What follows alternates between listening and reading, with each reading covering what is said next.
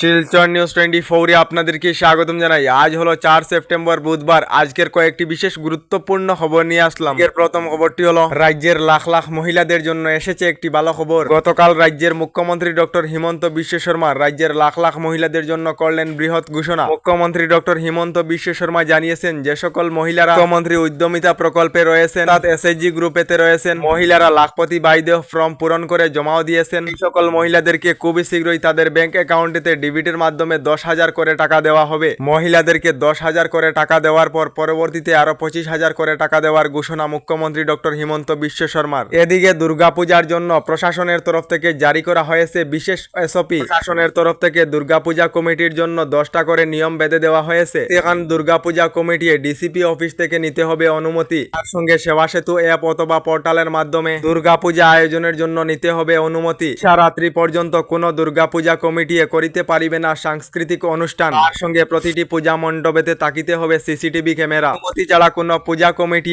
অনুষ্ঠান করিতে পারিবে না বলে প্রশাসনের তরফ থেকে জানানো হয়েছে। এদিকে দেশেতে স্প্যাম কলের সংখ্যা দ্রুত গতিতে বাড়িতেছে। তার জন্য ট্রাইয়ের তরফ থেকে কঠোর পদক্ষেপ নেওয়া হয়েছে। এবার ট্রাইয়ের তরফ থেকে 2,75,000 মোবাইল নাম্বার বাতিল করা হয়েছে বলে খবর এসেছে। কারণ হলো এই ধরনের মোবাইল নাম্বার দিয়ে সাধারণ গ্রাহকদেরকে বিরক্ত করা হতো। তরফ থেকে কড়া পদক্ষেপ নেওয়ার ফলে এবার থেকে সাধারণ গ্রাহকদের কাছে স্প্যাম কল আসার আশঙ্কা কিছুটা কমবে বলে খবর এসেছে।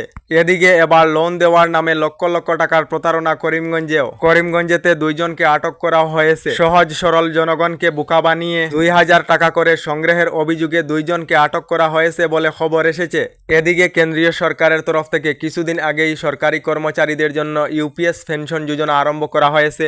এবার ইউপিএস পেনশন যোজনা আরম্ভ হওয়ার আগেই সরকারি কর্মচারীরা বিরোধিতা আরম্ভ করে দিয়েছে। তার সঙ্গে কেন্দ্রীয় সরকারের ইউপিএস পেনশন যোজনার বিরুদ্ধে বিভিন্ন রাজ্যের সরকারি কর্মচারীদের সংগঠন মিলে কালো পট্টি বেঁধে সরকারের ইউনিফাইড পেনশন স্কিমের বিরুদ্ধে প্রতিবাদ করিবেন বলে খবর এসেছে। সরকারের নতুন ইউপিএস পেনশন যোজনা নিয়ে আপনাদের মতামত কমেন্টে নিশ্চয় জানাবেন। কারণ হলো সরকারি কর্মচারীদের ডিমান্ড হলো দেশেতে ওল্ড পেনশন স্কিম লাগু করা হোক। এদিকে এবারের ভয়াবহ বন্যায় যে সকল লোকেদের ক্ষতিগ্রস্ত হয়েছে তাদের জন্য এসেছে একটি ভালো খবর।